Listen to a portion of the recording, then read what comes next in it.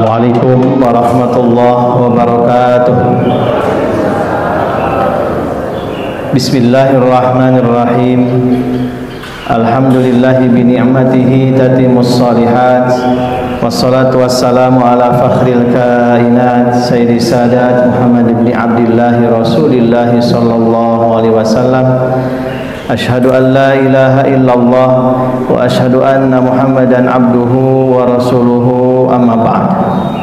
Hadirin wa hadirat, Bapak Ibu yang Allah muliakan, alhamdulillah di Sabtu ketiga 25 Zulhijjah 1446 Hijriah ini kita masih diberikan kesempatan oleh Allah Subhanahu wa taala untuk senantiasa memperbaiki diri menjadi lebih baik, tentunya lebih soleh, juga memperbanyak amal kita.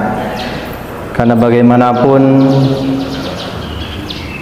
perjalanan di dunia saja kita sudah banyak mengumpulkan, berpikir untuk mengumpulkan di hari tua misalnya, yang itu sementara, apalagi urusannya dengan perjalanan akhirat yang sangat panjang, maka bekalnya harus lebih banyak lagi. Pada kali ini judulnya adalah tidak ada kezaliman di akhirat. Jadi setelah kemudian dibangkitkan, maka seluruh manusia termasuk bangsa jin itu oleh Allah Subhanahu wa taala digiring menuju semua medan atau lapangan yang sangat luas, yang kemudian lapangan itu dijadikan sebagai tempat untuk berkumpul, yang kemudian populer dengan sebutan padang mahsyar. Mahsyar sendiri itu artinya tempat berkumpul.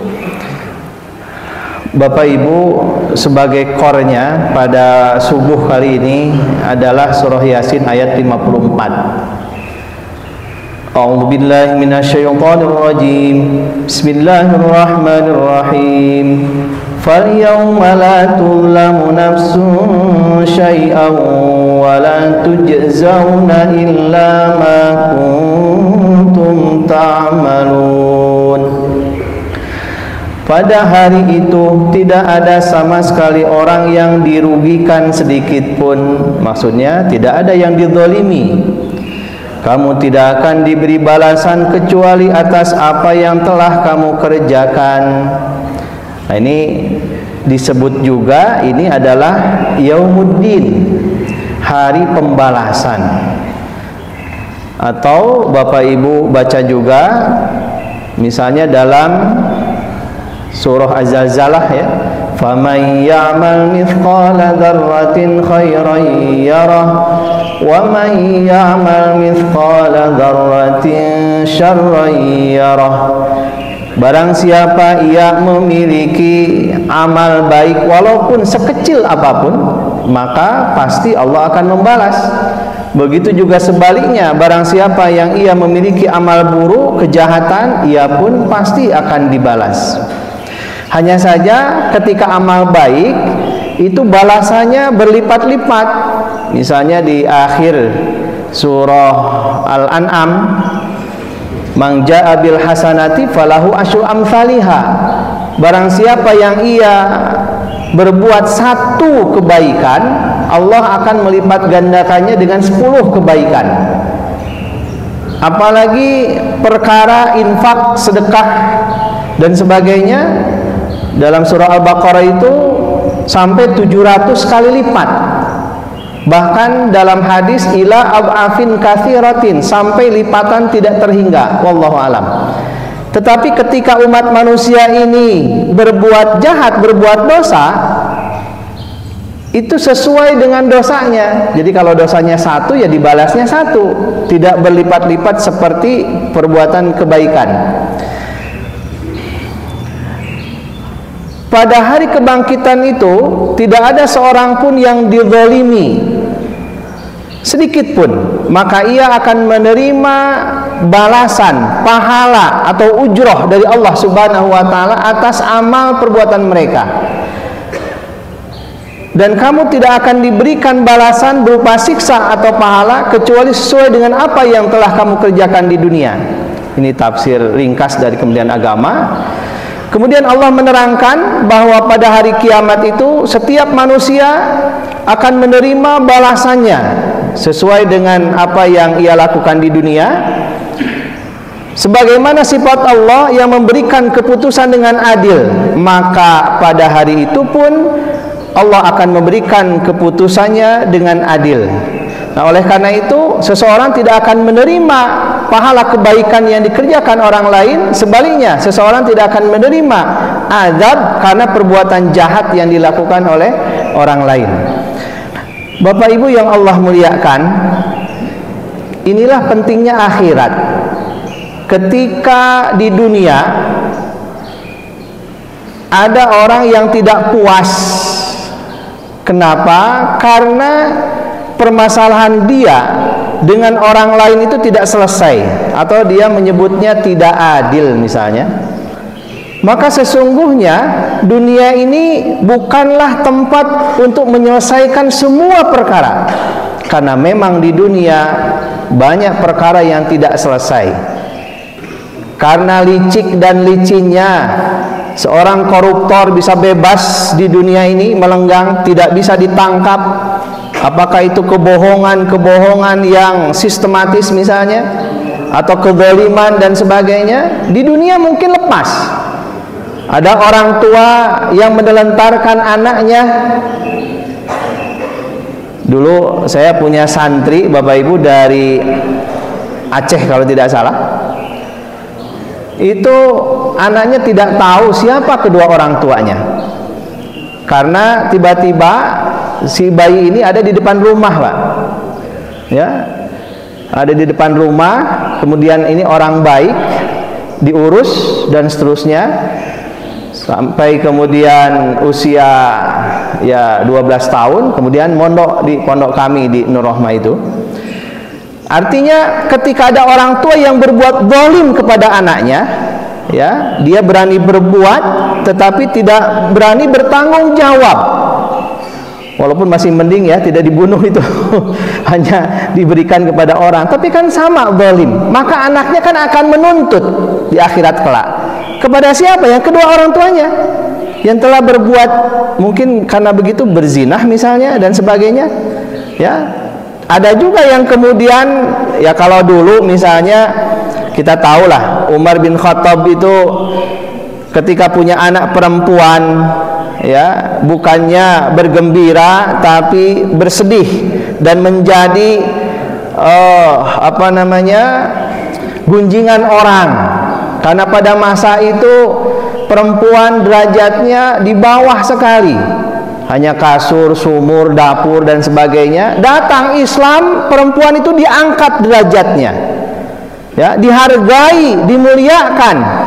Sampai seorang anak ketika dia bertanya kepada Nabi, kepada siapakah aku harus berbuat baik? Kan 3 kali kepada ibumu, baru ayahmu. Sampai pun Allah tidak ridho kalau perempuan hatta untuk beribadah kecuali disertai oleh muhrim. Dan Allah tidak ridho kalau perempuan kemudian membukakan auratnya. Maka perempuan harus ditutup karena saking berharganya dan bernilainya di sisi Allah Subhanahu wa taala. Kan kalau makanan juga, Pak, kalau yang mahal biasanya terbungkus, Pak. Ya, Pak ya? Beda bala-bala di jalanan harga mungkin 1.000, 2.000, tapi kalau di supermarket yang tertutup bisa 5.000. Tapi kita heran ya, perempuan sudah dimuliakan oleh ajaran Islam, kok mau-maunya gitu menanggalkan pakaiannya. Kadang-kadang kalau ada iklan yang besar di jalan raya, Pak, iklannya iklan sabun, tapi yang nampak kan bukan sabunnya, Pak. Sabunnya kecil, yang nampak apa? Badan perempuan. Dan kadang-kadang perempuan yang melihat itu, dia berbicara, kira-kira saya seperti itu kapan ya? Ya, kabita gitu, ya, tertarik, agak aneh juga gitu. Mungkin sudah kudrotnya atau seperti apa. Padahal sebetulnya kalau memperlihatkan aurat itu sama dengan dia memiliki penyakit yang seharusnya ditutup-tutupi dan sebagainya. Bahkan kan termasuk suara perempuan juga aurat. Ya. Apabila memang bisa mengundang syahwat dan sebagainya. Bapak Ibu yang Allah muliakan, maka kalau di dunia ini tidak semuanya selesai, maka tempat menyelesaikan urusan yang tidak selesai di dunia ini adalah akhirat. Hutang piutang misalnya, Bapak Ibu ya protes, kemana itu yang bayar hutang kok nggak ada misalnya kan. Kemudian ternyata orangnya kabur kemana begitu, maka tidak perlu berkecil hati. Kenapa? Masih ada akhirat. Akhirat adalah tempat menyelesaikan perkara. Tapi bagi kita, maka semua urusan di dunia ini harus diselesaikan. Jangan sampai dibawa-bawa ke akhirat. Ya, kenapa? Kalau tidak selesai di dunia, wah payah nanti, celaka kita. Maka selesaikanlah di dunia. Makanya ada istilahan Bapak Ibu ketika wafat itu, kalau anak ahli waris itu soleh dan solihah kan mengumumkan, Bapak Ibu, pertama mohon maaf atas kesalahan dosa ibu ayah saya yang sudah tiada, kan? Yang kedua, apabila almarhum almarhumah memiliki hutang piutang segera diselesaikan, tagihkan ke saya sebagai ahli waris. Mohon juga ada catatannya. Itu salah satunya supaya urusan selesai. Kalau tidak begitu, ada hadis yang menyebutkan sekalipun dia sholatnya berjamaah, puasanya bagus, tapi kalau dia meninggalkan hutang, wallahu alam, entah bagaimana nanti nasibnya di akhirat. Oke, kita lanjut karena ini masih banyak. Kada sesungguhnya Allah menciptakan anak Adam dan menganugerahinya akal, pemahaman, dan menjelaskan kepadanya jalan kebaikan, keburukan, dan menjelaskan pula kepada mereka balasan amal baik dan buruk. Karena sesungguhnya Allah Ta'ala tidak akan mendolimi manusia sedikit pun. Nah, ini tadi ada surah Az-Zalzalah sudah. Bahkan yang paling ini ada dalam surah Ar-Rahman ya. Hal jazaul ihsan illal ihsan. Tidak ada suatu kebaikan kecuali kebaikan itu dibalas oleh Allah Subhanahu wa Ta'ala. Tentu ada syarat ya, ikhlas karena Allah. Artinya saya kemarin ngisi di Telkom militansi kinerja. Saya bilang kita ini bekerja itu harus maksimalis, tidak boleh minimalis asal menggugurkan kewajiban. Sebagai umat Islam, bekerja itu ibadah. Sebagai keyakinan kita, belajar ibadah, berumah tangga juga ibadah, apalagi ibadah gitu ya.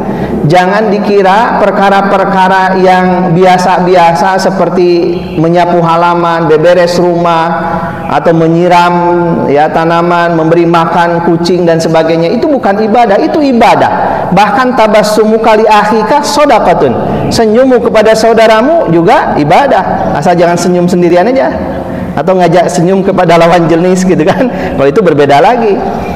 Artinya semuanya mengandung nilai ibadah, tinggal diniatkan saja karena Allah Subhanahu wa Ta'ala. Nah, kalau bekerjanya maksimalis, kemudian ada kelebihan jam, taruhlah kelebihan jam, kemudian oleh perusahaan tidak terbayarkan karena tidak tercatat atau karena memang nggak dibayar dan sebagainya, yakinlah bahwa pekerjaan kita yang tidak terbayarkan itu oleh Allah Subhanahu wa Ta'ala akan dibalas. Karena Allah itu kalau kita beramal pasti ada bayarannya. Maksud bayaran itu ya ujrohnya, itu pahalanya Bapak Ibu, gitu kan? Tapi kadang-kadang kan nggak kelihatan itu. Coba kalau kemudian di Masjid Fathul Ummah ini diumumkan, barang siapa yang 40 hari 40 malam sholat berjamaah di depan, safnya selalu di depan, maka masjid akan menyiapkan unta gemuk. Kalau saf kedua unta kurus, saf ketiga sapi gemuk, sampai yang terakhir ayam misalnya.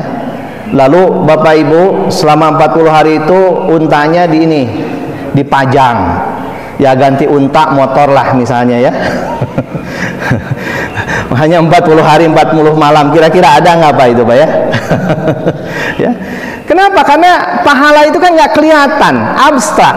Orang mengiranya biasa-biasa saja. Tapi kalau kelihatan, oh itu beda, itu semangat, kira-kira begitu. Makanya ada undian dan sebagainya. Dan pelanggaran pun sama, ya.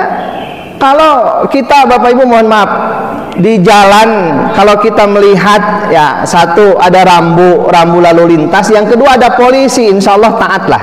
Apalagi kalau polisinya diam dan kelihatan gitu ya. Tapi kalau polisinya nggak kelihatan, walaupun ada rambu, ya sekarang sudah ada elektronik tilang kan dan sebagainya. Nah, itu kadang-kadang namanya manusia, udah aja, ya diterobos aja udah. Begitu sampai ke seberang, nah, keluarlah polisi, prit kan gitu ya. Mohon maaf Pak, mana SIM, STNK, kan nanyanya begitu, gitu ya. Lalu negor, adik mahasiswa ini kenapa tidak pakai helm? Udah tidak pakai helm, nerobos lalu lintas. Apa adik nggak tahu itu lampunya merah? Kata si mahasiswanya, oh tahu Pak, saya tahu. Ya, itu lampunya merah. Kenapa diterobos? Saya tidak tahu. Kalau ada Bapak. Ya, kalau ada Bapak saya nggak nerobos. Artinya manusia itu dia taat kalau kelihatan. Ya, nggak tahu KPK apa BPK itu kalau nongkrong misalnya. Ya, saya kira di instansi harusnya kan ketika anggaran misalnya diikutkan. Dan kita sedih Bapak Ibu, mohon maaf. Sedihnya bagaimana? Bangsa Indonesia ini mayoritas Muslim, kurang lebih 270 juta ya. Nggak tahu pegawainya berapa. Tapi pejabatnya kan mayoritas Muslim. Tapi yang koruptornya juga Muslim, ya kan? Artinya yang salah bukan agamanya, orangnya tidak menjalankan ajaran agama. Kenapa tidak menjalankan ajaran agama? Karena tidak takut dengan akhirat. Kenapa tidak takut dengan akhirat? Jangan-jangan ia nggak percaya dengan siksa, atau dia menganggap remeh siksa itu. Padahal seharusnya kalau dia iman kepada hari akhir, iman kepada siksa, harusnya takut kepada Allah Subhanahu wa Ta'ala. Maka tanamkanlah rasa takut. Saya kepada santri saya selalu bilang, awas hati-hati, jangan kalian melakukan perbuatan darmaji. Tahu Pak darmaji Pak? Dahar 5 ngaku hiji. Ya. Saya bilang kalian yang satunya halal, yang 4-nya haram. Kululah min nabataan haramin, setiap daging yang tumbuh dari makanan, minuman, termasuk pakaian yang haram, fannaru aula wa ahaqqu bi, maka api nerakalah yang akan membakarnya. Hati-hati. Termasuk sendal, saya bilang, karena mohon maaf Bapak Ibu ya, di pesantren rata-rata gosok sendal tuh hilang. Saya bilang jangan pakai barang yang bukan milik, termasuk sendal. Kalau kalian memakai sendal gosok, itu sama dengan memakai sendal dari api neraka. Lebih baik nyeker, saya bilang, karena di masjid sudah ada air, tinggal bebersih aja. Karena kalau dari kecil sudah terbiasa seperti itu, biarin dah cuman kerupuk, biarin dah cuman tahu gitu ya, ngambil punya temannya, ya. Nanti setelah besar jadi pejabat, sedikit ini, gitu kan. Bahkan saya sedih Bapak Ibu, saya punya jamaah kena juga gitu ya. Yang kemarin rame itu di Spora itu kena juga. Kok bisa gitu ya? Ya itulah namanya ujian gitu ya. Ujian dia tidak mampu menghadapinya atau ada butuh. Bapak Ibu yang Allah muliakan, di ayat 54 itu ada kata-kata fal yauma, maka pada hari itu. Alif lamnya itu menunjukkan isyarat jauh, karena harinya hari akhirat setelah berbangkit. Al-yaum dalam bahasa Indonesia itu artinya hari. Dalam istilah perbintangan itu artinya waktu yang panjang, di antara terbitnya separuh warna dari matahari sampai kemudian terbenam, disebut kemudian al-yaum. Abu Hamid Al-Asfahani dalam kitab Al-Wujuh wan Nadhair mengatakan, kata al-yaum di dalam Al-Quran disebut sebanyak 4 kali.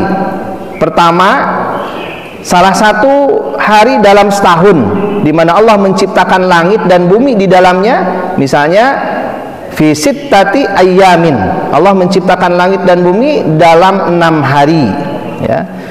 Nah, tentu harinya apakah hari yang kita atau hari yang lain ya, karena mataharinya juga belum ada gitu ya. Keduanya salah satu hari akhirat, misalnya dalam satu hari akhirat itu khamsuna alfin, 50.000 tahun.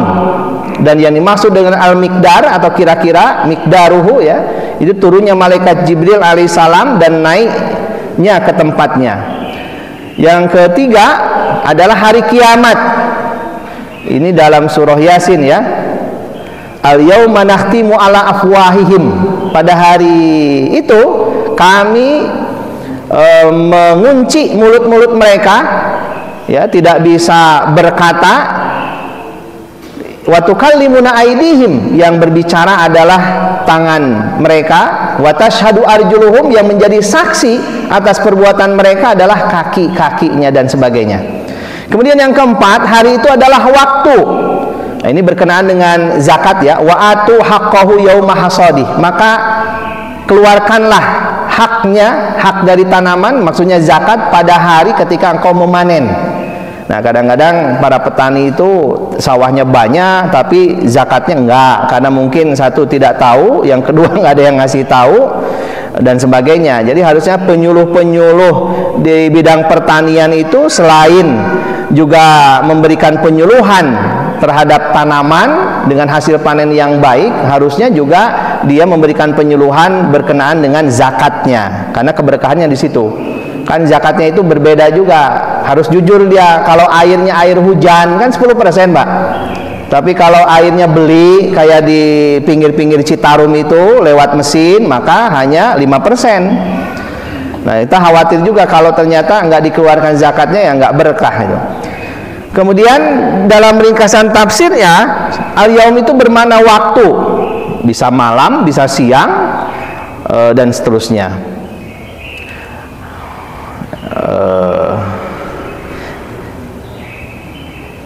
Ya, ini kita lewat saja.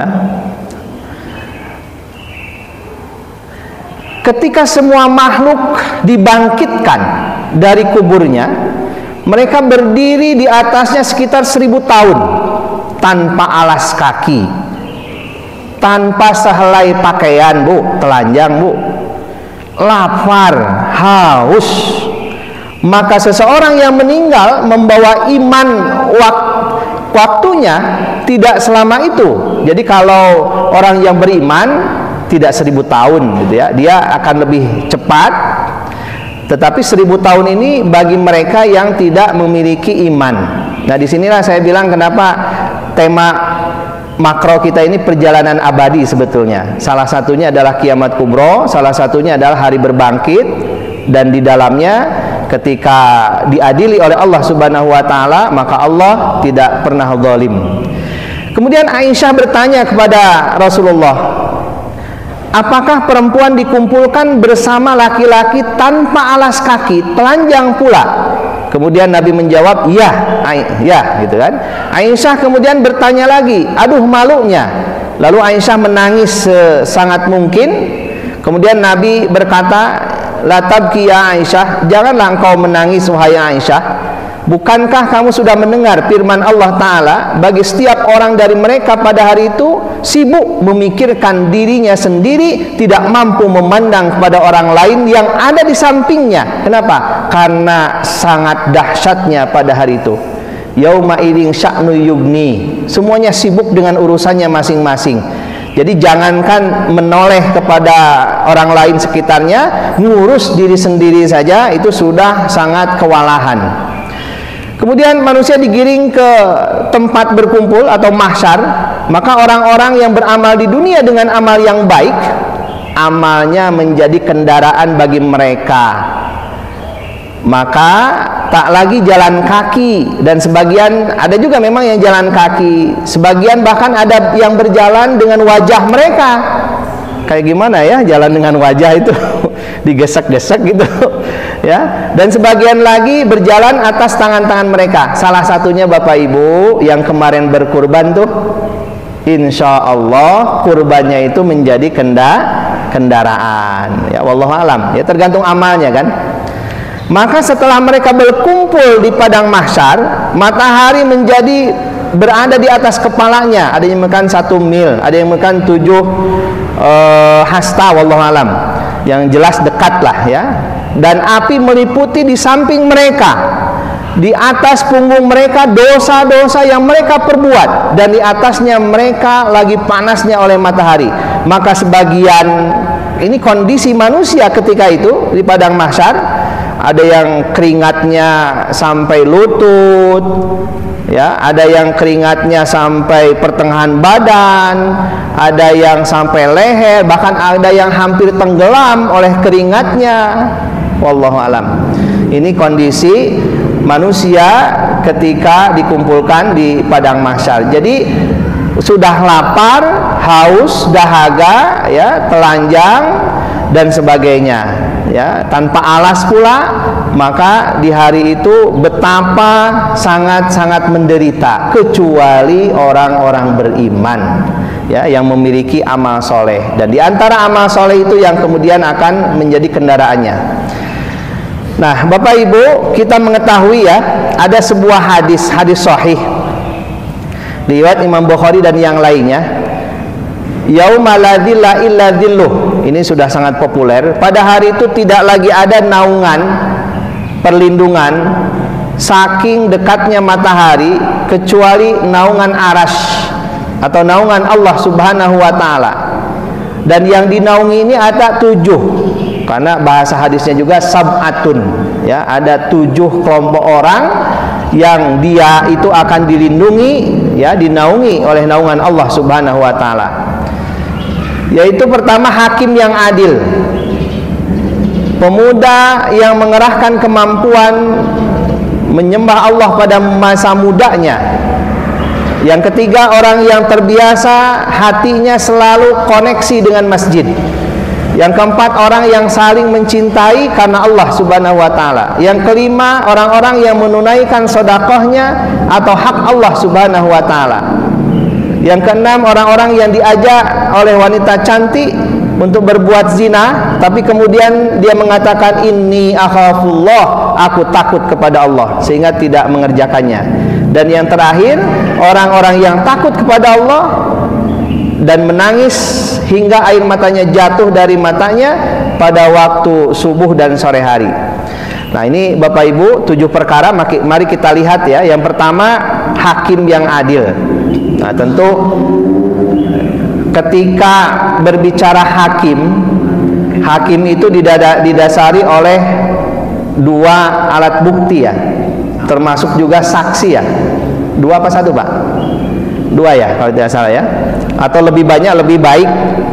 Belum lagi nanti ada saksi. Berarti saksi juga termasuk, karena saksi ada juga yang berbohong. Kemudian ada jaksa juga, penuntut umum, ya, ada polisi juga yang kemudian nangkep, kan begitu. Ada pengacara juga. Wah, pokoknya lingkaran-lingkaran itulah. Nanti yang terakhir yang menghukum adalah hakim. Artinya bahwa ketika berbicara hakim yang adil, maka seluruh komponen itu masuk.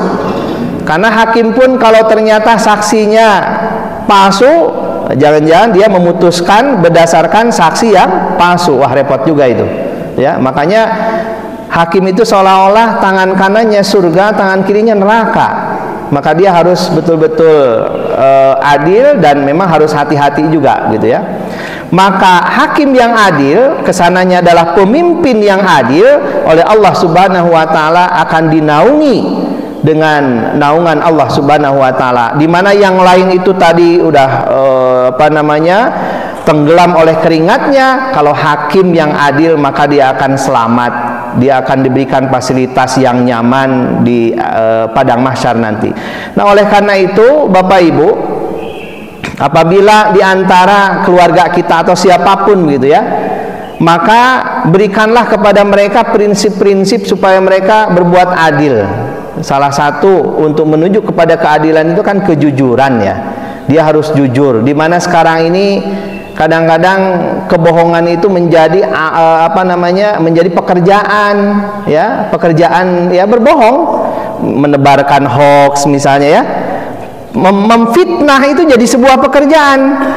Menyudutkan orang juga menjadi sebuah pekerjaan. Apa yang disebutnya dengan apa, Pak? Apa buzzer atau apa, ya? Saya kurang paham lah istilah-istilah begitu, ya. Ya, intinya menjatuhkan orang lah. Orang sudah baik-baik lalu dijatuhkan misalnya. Itu jadi sebuah mata pencaharian. Ya, orang memfitnah karena dengan media sosial dan sebagainya, sekian dan sebagainya. Nah, ini tentu berbahaya, ya. Karena kalau hakim tidak adil, yang seharusnya orang tersebut tidak dipenjara malah dipenjara, itu kan berarti nasib orang ya. Nanti keluarganya istilahnya nggak ada yang bagaimana kemudian diberikan makan dan sebagainya. Nah, disinilah kenapa hakim adil ini oleh Allah diberikan perlindungan khusus. Sebetulnya yang dimaksud hakim adil ini tidak mesti hakim yang ada di pengadilan, termasuk juga pemimpin secara umum. Ya, kalau dia pemimpinnya zalim dan sebagainya. Saya sekali lagi Bapak Ibu, kita miris lah gitu ya. Kita koar-koar punten Jepang gitu kan. Pemimpinnya kan taruhlah bukan muslim, tapi ketika mereka berbuat berkhianat, berbuat perempuan, misalnya main perempuan atau korupsi, budaya malunya itu ya malu, udah mengundurkan diri aja udah. Ya, Cina juga sama, hukuman mati misalnya kan. Tapi di kita kok kenapa gitu ya? Berarti ada ini Pak, Bapak Ibu, ada split personality ya, ada pecah kepribadian antara ajaran agama yang mengajarkan kebaikan dengan pribadinya. Kenapa? Karena tidak punya rasa malu, padahal malu itu al-haya'u minal iman. Malu itu sebagian dari iman. Kata Nabi, ilam tastahi, jika engkau sudah tidak memiliki rasa malu, fasna masyita, silahkan berbuat semaumu. Nah, kalau sudah berbuat semaumu kan nanti kesananya apa? Menghalalkan segala cara. Menghalalkan segala cara, gimana caranya? Tipu daya, kan itu PKI, komunis sebetulnya. Bapak Ibu, kita masih ingat ya, tahun 49 48 ya. Pemudi Ansor itu diundang di Madiun ya, Madiun Blitar, di mana itu diundang seolah-olah baik ya. Dikasih makan, ngasih makan baik kan Pak? Baik, tapi ternyata dikasih racun. Iya, dikasih racun, sedang begitu udah dibunuh, itu disembelih. Itu pada masa itu. Pokoknya gimana saja, kalau dia sudah tidak suka ya sudah, dibunuh aja. Karena ngehalangin kepentingan kita. Sama dengan sekarang, ketika ada orang yang baik, dia akan mengusik korupsi dan sebagainya. Gimana caranya ini orang harus disingkirkan ya, karena yang ngeri itu kan mutawatir itu Bapak Ibu, orang kumpul banyak, kalau dalam hadis kan meriwayatkan suatu riwayat, sekumpulan orang banyak meriwayatkan satu riwayat, dan mereka itu jujur, tidak sepakat untuk dusta. Nah, ini kacaunya itu kalau orang banyak, punten, apakah pengusaha, politikus atau anggota dewan, mereka berkumpul banyak tapi bersepakat untuk dusta. Nah, itu yang kacau itu. Ketika ada yang jujur, ini gimana nih yang jujur itu supaya nggak ada di kita nih. Ini pamaih nih. Ya, ini bebegik. Udah, kita hilangkan saja. Caranya kita kasih uang saja sogok, nanti dia jadi koruptor juga kan? Atau kita kasih perempuan ya di hotelnya, nanti tangkap basah, udah nanti jebloskan misalnya kan. Salah satunya kan Abraham Samad ya. Kemudian siapa lagi? Macam-macam itu. Gimana caranya kalau ada yang jujur itu kemudian dihabisi? Dihabisinya macam-macam. Pakai uang, pakai wanita, atau pakai yang lain. Jadi ya kita tetap harus optimis. 2010 kalau nggak salah, saya pernah dengar itu Pak Dahlan Iskan itu menggemborkan masalah ini mobil listrik ya. Tapi ketika itu pada nyinyir semua gitu kan.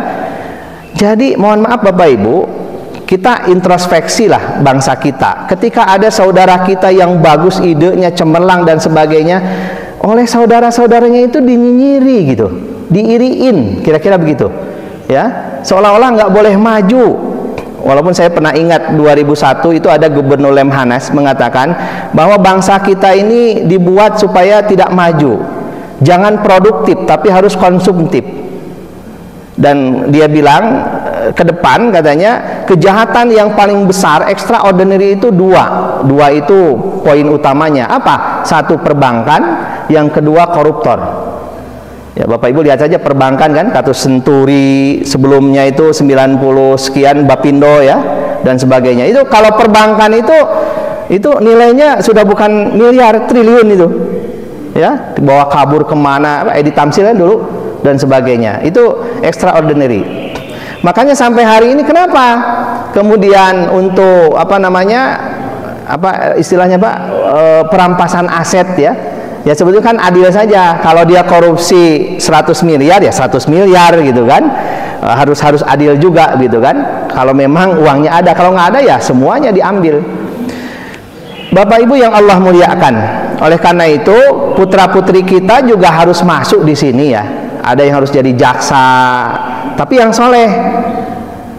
Kenapa? Karena mohon maaf, di tradisi pesantren zaman dulu Bapak Ibu, kiai itu melarang santrinya jadi pengacara.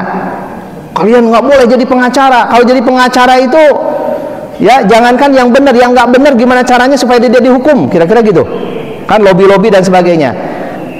Tapi saya pikir-pikir, kalau orang-orang soleh ini nggak masuk, nanti dimasuki oleh orang-orang salah Pak, ya kan?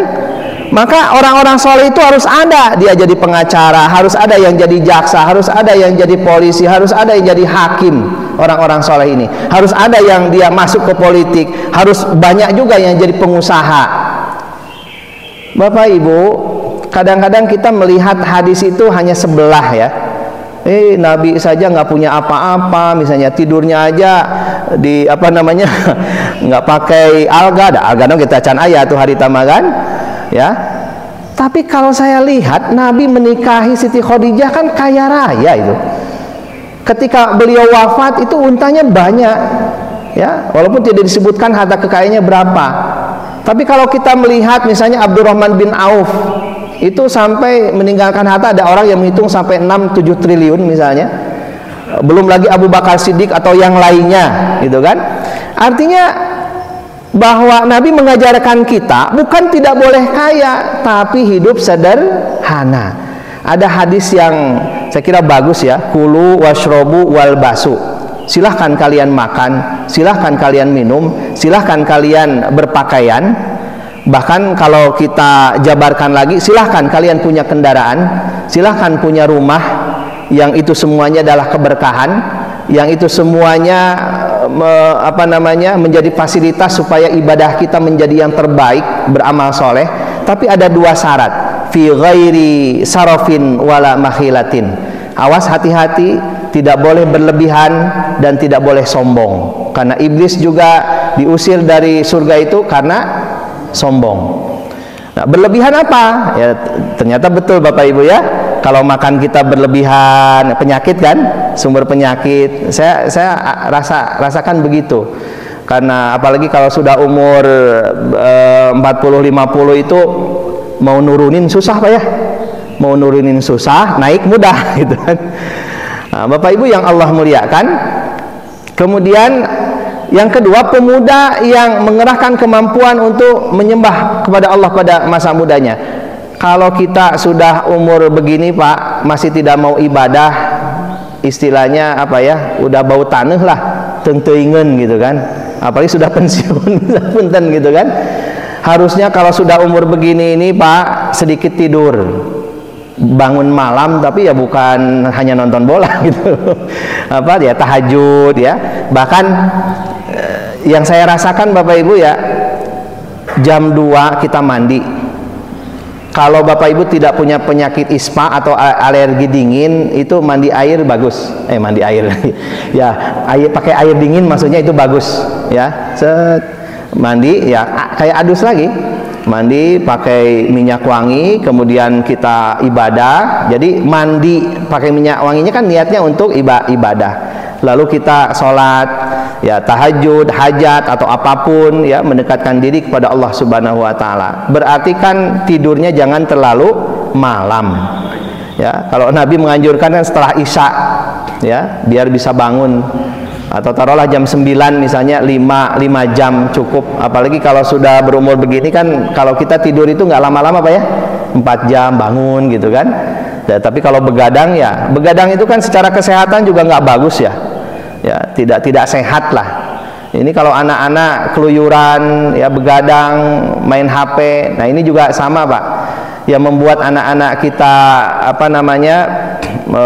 main HP kan karena kita orang tuanya menyediakan fasilitas ya.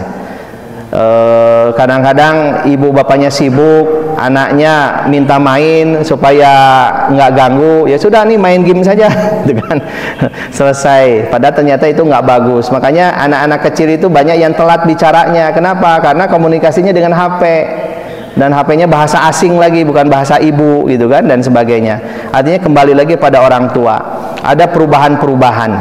Nah, Bapak Ibu, tapi kalau masih muda kemudian hatinya terkait dengan masjid, maka itu luar biasa ya. Allah cinta kepada orang tua yang cinta masjid, tapi Allah lebih cinta kepada orang muda yang cinta masjid. Makanya kita lihat saja di beberapa masjid pemudanya kemana, kan gitu ya, kemana pemudanya. Oleh karena itu penting Bapak Ibu kita ajak, kita kalau punya anak ajak ke masjid. Kenapa? Siapa yang akan memakmurkan masjid? Ya, kecuali orang-orang yang beriman. Dan kita hidup tidak selamanya, suatu saat kita akan meninggalkan. Apakah masjid ini 100 tahun yang akan datang, Fathul Ummah ini masih penuh seperti sekarang? Ya, amin ya Allah ya Rabbal Alamin. Tapi kan kalau kita tidak meregenerasi, Cordova saja yang tadinya masjid kan jadi beralih gitu ya, beralih fungsi dan sebagainya. Maka kewajiban kita tidak hanya beribadah, tapi harus ada regenerasi ya untuk memakmurkan masjid ini. Yang ketiga, orang yang terbiasa beribadah ke masjid ini sama saja ya. Kemudian mencintai karena Allah, bersahabat karena Allah. Di dalam hadis disebutkan, ma min muslimaini, tidak ada dua orang muslim ya takiyani, keduanya bertemu, kemudian ya tasofahani, bersalaman. Maka tradisi ini bagus ya Bapak Ibu, salaman gitu ya. Ya tasofahani, keduanya bersalaman, illa gufiro, kecuali oleh Allah akan diampuni dosanya qabla ayyatafarraqo, sebelum tangannya berpisah. Makanya bagusnya salaman itu jangan sebentar, jangan gitu ya, sambil didoakan semoga sehat gitu kan, di dalam hati saja. Ketika kita salaman itu ya semoga sehat, sukses gitu kan, barokah dalam hati. Karena doa, di antara doa terbaik itu kita mendoakan saudara kita, dan saudara kita tidak tahu kalau dia sedang didoakan gitu ya, di samping kita. Tapi juga jangan begini, ketika saudara kita dapat undian mobil, oh tahu nggak kamu teh dapat mobil itu didoakan ku saya. Nah, pajaknya 10%. Ya nggak begitu juga gitu ya. Karena doa yang baik itu akan kembali kepada yang mendoakannya. Maka jangan sampai kita mendoakan yang tidak baik. Selanjutnya yang menunaikan sedekah, apalagi tangan kirinya tidak tahu. Bagaimana kalau diumumkan? Ya sebetulnya nggak apa-apa juga, yang penting asal kitanya siap. Dalam arti jangan sampai ada ria, takabur, ujub, sum'ah dan sebagainya. Kalau untuk sebagai contoh tauladan supaya orang-orang kemudian tertarik, itu positif juga. Kenapa? Wa amma bi ni'mati rabbika fahadis. Dan adapun terhadap nikmat Allah yang Allah anugerahkan, silahkan fahadis, kau syukuri. Kemudian yang keenam, ada pemuda atau laki-laki yang diajak oleh wanita cantik untuk berzina, kemudian dia berkata, inni akhafullah, aku takut kepada Allah. Ini pun akan dilindungi oleh Allah. Yang terakhir, yang ketujuh, adalah orang-orang yang takut kepada Allah sampai kemudian dia menangis di dalam sujudnya. Kenapa? Takut Allah tidak ridho, takut Allah murka dan sebagainya. Maka diantara tanda orang bertakwa itu wabil ashari hum yastaghfirun. Di waktu sahur mereka memohon ampunan kepada Allah Subhanahu wa taala sambil ya menangis. Dan menangis itu indah Bapak Ibu. Ketika kita punya masalah, dicoba saja gitu kan. Kemudian kita beribadah kepada Allah, sujud, dan kita menyesali. Kalau dosa-dosa bagusnya diingat, kalau kebaikan tidak perlu diingat. Supaya apa kita ingat dosa? Supaya kita ada rasa takut, dan takutnya sangat besar kepada Allah Subhanahu wa taala.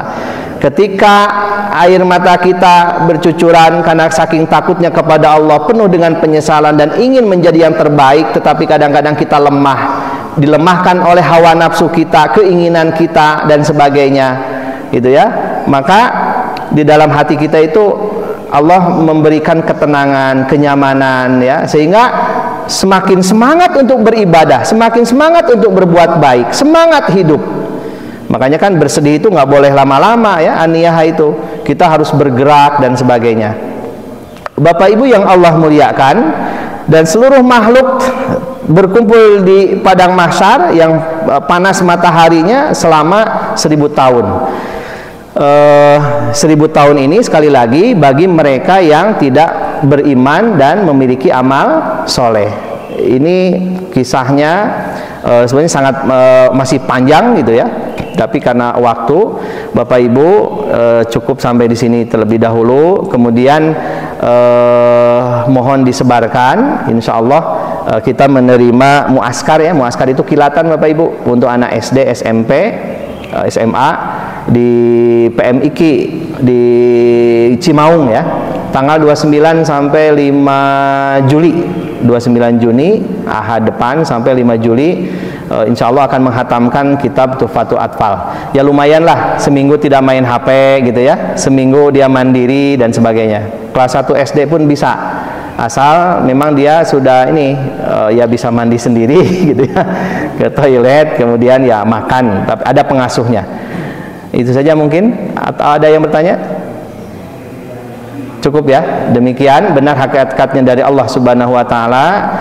Kekeliruan dari kesalahan saya, mohon maaf yang sebesar-besarnya. Billahi taufik wal hidayah wal inayah. Wassalamualaikum warahmatullahi wabarakatuh.